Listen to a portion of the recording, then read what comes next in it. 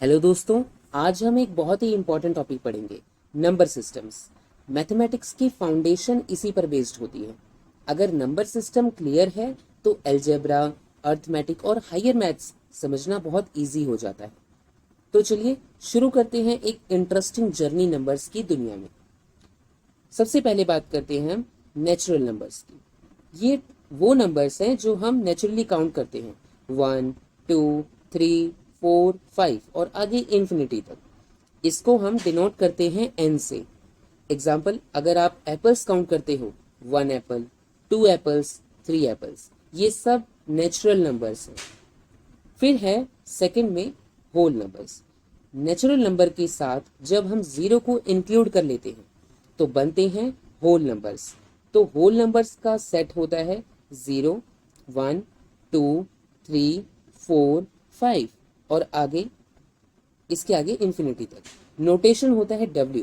Whole number को हम W से डिनोट करते हैं। सिंपल लैंग्वेज में बोले तो whole numbers is equal to natural number plus 0। Third है इंटीजर।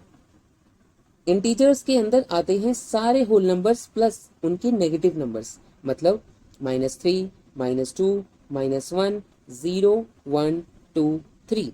इसको हम डिनोट करते हैं Z से। Z का मतलब होता है ज़ेलेन, जो जर्मन वर्ड है नंबर्स के लिए। Rational number. रैशनल नंबर वो होते हैं जो P/Q की फॉर्म में लिखे जा सकते हैं, जहां P और Q इंटीजर्स होते हैं और Q is not equal to 0 होता है। फॉर एग्जाम्पल 1/2, -3/4, 5, 12 सब रैशनल नंबर है। 5 को भी लिख सकते हैं हम 5/1 उसके फॉर्म में। इनको हम डिनोट करते हैं Q से। फिर बात करते हैं इर्रेशनल नंबर की। ये वो नंबर्स होते हैं जो फ्रैक्शन के फॉर्म में नहीं लिखे जा सकते।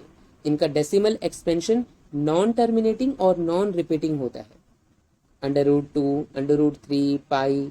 तो सिंपल वर्ड्स में rational numbers plus irrational number is equal to real numbers. अब ये रियल नंबर्स क्या हैं? रैशनल और इर्रेशनल दोनों मिलकर बनाते हैं रियल नंबर्स। ये वो नंबर्स होते हैं जो नंबर लाइन पर एग्जिस्ट करते हैं, मतलब जितने भी नंबर्स आप लाइन पर प्लॉट कर सकते हो सब रियल नंबर्स हैं। 7 है complex numbers. So complex number को हम डिनोट करते हैं C से। इसके अंदर आते हैं real numbers plus imaginary numbers. Imaginary numbers को हम I से डिनोट करते हैं, जहां I² इज इक्वल टू -1 होता है। फॉर एग्जाम्पल 3 + 2I एक कॉम्प्लेक्स नंबर है।